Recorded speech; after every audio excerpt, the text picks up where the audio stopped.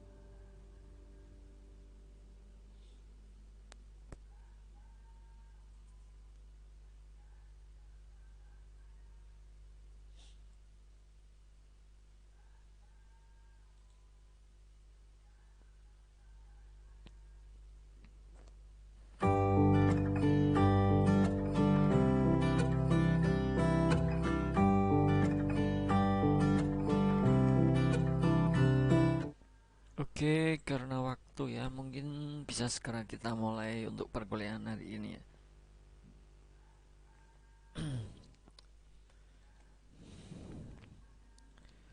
Untuk tugas kemarin ya, untuk pertemuan sebelumnya itu kan saya memberikan tugas apa namanya, membuat sebuah web blog ya, bukan web ya, tapi blog ya. Nah, untuk bagi yang belum mengumpulkan, silahkan segera mengumpulkan ya untuk tugas web blognya. Yang belum mengumpulkan ada 2 orang ini kalau tidak salah ya.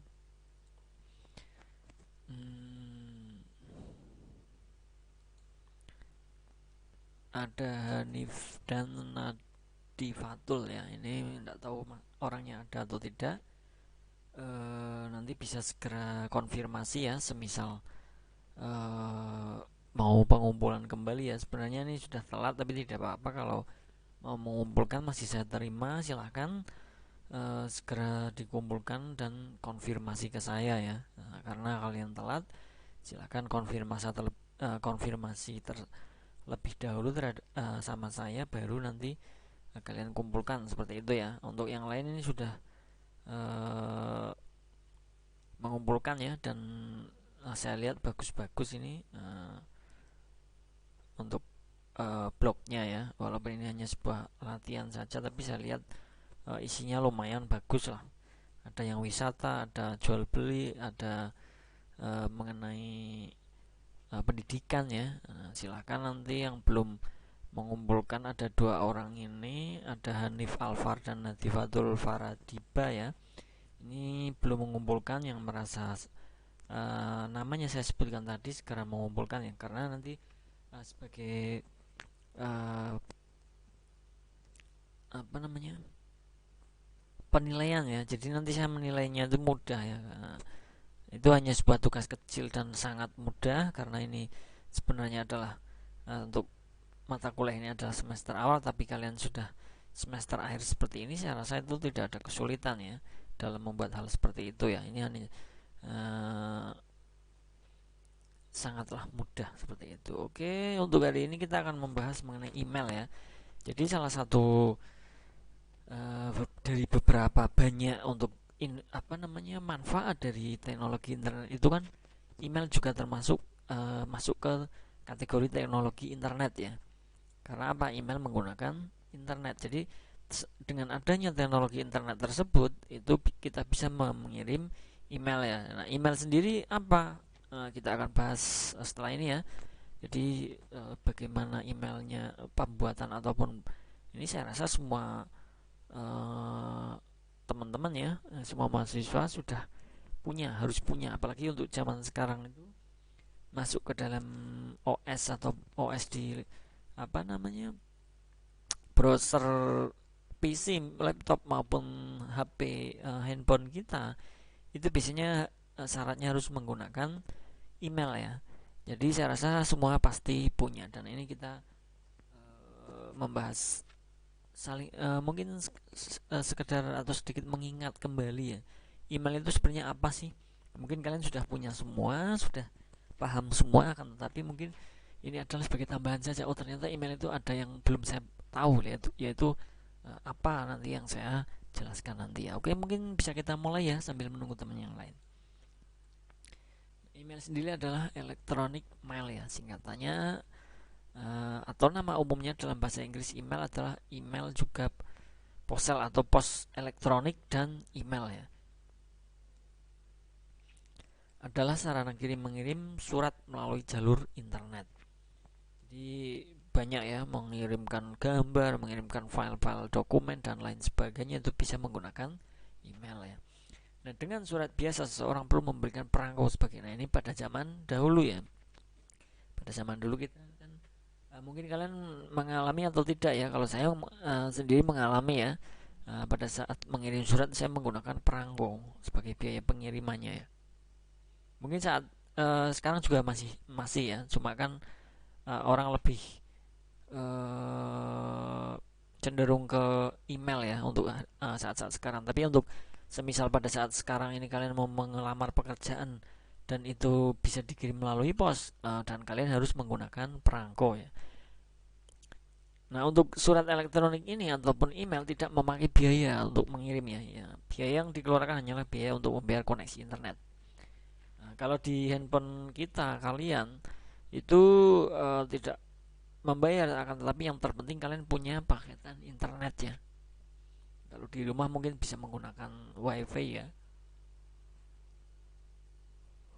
Jadi yang terpenting adalah ada koneksi internet untuk dalam pengiriman menggunakan email, seperti itu ya. Nah, untuk sejarah sendiri kita perlu tahu ya. Mungkin kalian sudah sering hampir setiap hari menggunakan email, akan tetapi sejarahnya mungkin belum tahu ya. Nah, ini saya beritahu. Nah, surat elektronik atau email ini adalah dipakai pada tahun 60-an. Ternyata sudah mulai tahun 60-an ini sudah ada email, itu sudah canggih ya saya rasa. Tapi mungkin di Indonesia sendiri saya tidak tahu ya sudah ada atau belum. Nah, itu internet belum terbentuk ya. Nah, yang ada hanyalah kumpulan mainframe yang terbentuk dalam jaringan. Nah, ini dulu tentunya kalian tahu ya, internet mungkin sudah saya jelaskan. Internet mulai ada itu kapan, dan awal mulanya itu mungkin internet adalah hanya sebuah untuk forum saja ya, tetapi terus kemudian apa namanya buat umum ya, seperti itu ya. Nanti untuk umum dan dijual belikan ya, seperti itu. Contohnya semisal ternyata sekarang kita bisa membeli sebuah paket internet. Nah, di situ kita harus membeli internet terlebih dahulu untuk handphone kita misalnya. Nah, di situ ya. Mulai tahun 80-an surat elektronik atau email ini sudah bisa dinikmati oleh khalayak umum. Ternyata 80-an sudah bisa ya. Sekarang ini banyak perusahaan pos di berbagai negara menurun penghasilan disebabkan masyarakat sudah tidak memakai jasa pos lagi. Memang untuk pos sendiri agak menurun dibandingkan pada zaman sekarang, zaman dulu ya. Tapi pos itu cenderung sekarang itu terkadang malah yang pengiriman dokumen-dokumen yang harus berbentuk asli ya. Kalau yang untuk berbentuk soft filenya atau filenya itu biasanya mengirim lebih efektif menggunakan email. Dan juga untuk pengiriman barang sekarang orang terkadang lebih ke pos ya. Jadi pos itu bukan untuk surat menyurat saja. Untuk sekarang ini bisa mengirimkan barang-barang, kemudian mengirimkan uang juga bisa, seperti itu ya. Penghasilan juga. Nah, ini karena dengan adanya teknologi, tentunya teknologi internet seperti sekarang ini ya. Jadi untuk pos mulai menurun dikarenakan orang lebih memilih efektifnya, efisiennya lebih ya, dan juga lebih cepat tentunya kalau mengirim filenya. Misal kita bertukar file ataupun saling mengirim file itu akan cepat, mungkin dalam hitungan detik atau menit itu sudah sampai, sedangkan pos itu biasanya sampai berhari-hari, seperti itu ya. Nah, itu untungnya dengan adanya teknologi internet seperti itu ya, salah satunya. Untuk anatomi email sebagai contoh, ini email saya Valery Fibril Net ID. Nah, itu kita lihat di sini email saya ini adalah nama kotak surat mailbox atau nama pengguna ya. Jadi misalkan nama kalian kemudian @Valery ataupun @gmail kalau kita menggunakan Gmail ataupun Yahoo yang dan lain sebagainya ya. Itu adalah sebagai subdomainnya, tergantung ya.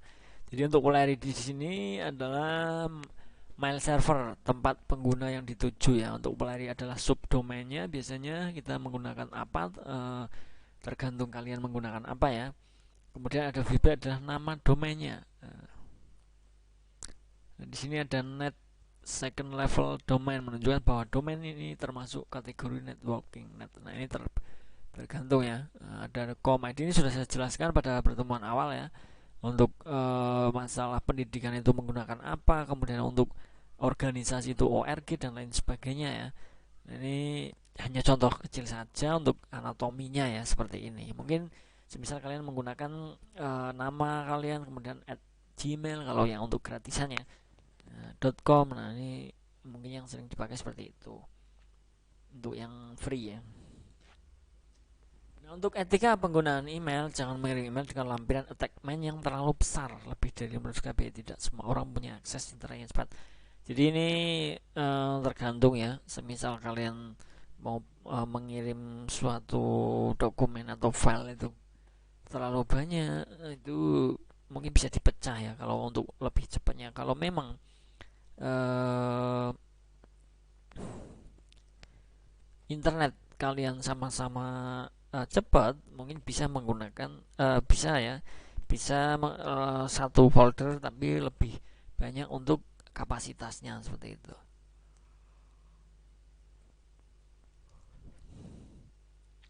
Jangan mengirim lanjut forward email tanpa berpikir kegunaan bagi orang yang sudah. Ini hanya sebuah etika saja sebenarnya ya.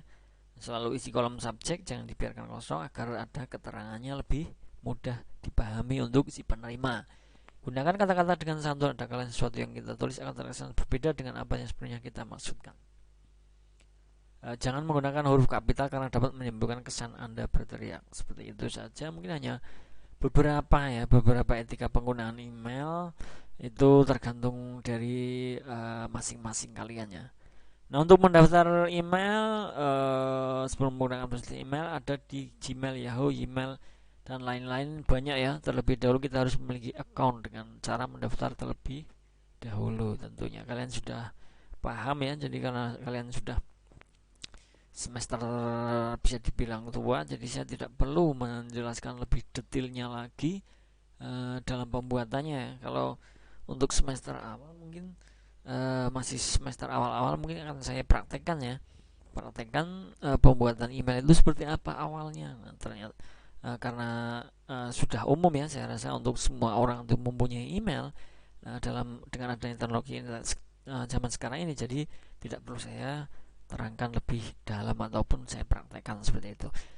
Nah, untuk membuka dan mengirim email setelah Anda mendaftar dan memiliki ID yahoo.com misalkan ya, Anda dapat membuka dan mengirim email. Membuka email, klik browser internetnya, Chrome maupun yang lain sesuai di PC kalian ya.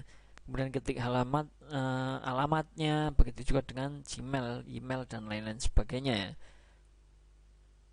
Saya rasa cukup mudah untuk membuka maupun mengirim email atau menerima ya, seperti itu.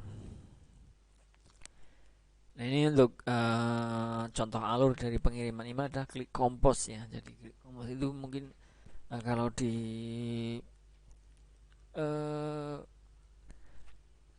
PC ataupun HP kalian ya, ini adalah semacam kita membuat pesan baru ya. Setelah Anda selesai mengisi kolom tersebut, Anda dapat mengirimnya dengan mengklik send ya. Setelah mungkin memasukkan filenya, kemudian menuliskan deskripsinya dan lain sebagainya, barulah nanti kita klik send untuk mengirimnya. Nah, apabila Anda menerima email dan ingin mengirimnya dengan cepat tanpa membuka tampilan sebelumnya dan mengklik compose, Anda dapat menggunakan button reply ataupun forward. Sudah paham semua ya mengenai forward maupun compose dan untuk mengirim. Nah, melalui email kita juga bisa mengirim file, yaitu dengan cara klik attachment, klik browse, pilih file yang diinginkan. Misal kita mau mengirim sebuah data dokumen ataupun dalam bentuk folder, dalam bentuk PowerPoint, bentuk yang sudah RAR misalkan, itu bisa ya. Kalian klik attachment saja. Kemudian klik attach file, kemudian klik down, akan ditampilkan Windows Compose, klik send. Nah, jadi sesuai yang kalian kirimkan. Misalkan kalian mengirimkan dokumen Word misalkan, ya sudah, nanti yang ditampilkan di Windows Compose-nya itu adalah dalam bentuk Word, kemudian kita kirim seperti itu ya. Semuanya sama, tergantung dengan file yang akan kalian kirim, yang akan kita kirim. Kemudian ada mailing atau mailing list. Apa itu mailing list? Nah, ini mungkin yang jarang orang memperhatikan ya. Mailing list merupakan salah satu fasilitas internet untuk berdiskusi melalui email. Kelompok diskusi mailing list ada banyak ya, ada banyak sekali dan dibagi menjadi 2 kategori.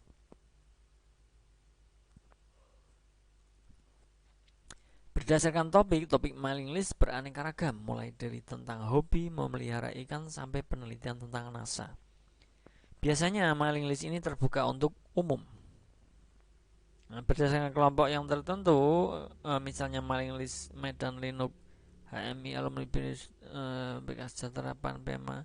Biasanya mailing list ini tertutup hanya untuk anggota. Jadi kalian bisa berdiskusi dengan menggunakan mailing list. Misal kalian mau berdiskusi di dalam email tersebut, kemudian mengerjakan tugas kelompok, katakan seperti itu. Nah, itu kan bisa dibuat sebuah semacam diskusi di semacam di forum ya. Jadi kalian mungkin ada adminnya, kemudian mengizinkan untuk merubah, misalkan kalau kalian mengerjakan suatu tugas kelompok katakan ya, dan di situ kan misal ada terdiri beberapa orang. Nah, beberapa orang tersebut mungkin pendapatnya kan berbeda-beda. Jadi ada satu orang berpendapat seperti ini, jadi si admin atau yang membuat eh, forum tersebut nanti akan dia akan memberikan pengaturannya seperti apa. Misalkan mengizinkan semua anggota mengedit dokumennya misalkan. Ini saya rasa untuk paragraf ini harus seperti ini. Misalkan si A dan si B berpendapat berbeda, kemudian dituliskan di situ, kemudian dilihat bersama apakah ini sudah pas. Kalau belum, mungkin seperti ini. Nah, itu yang dimaksud mailing list seperti itu ya. Nah, silahkan kalau belum mencoba, dicoba.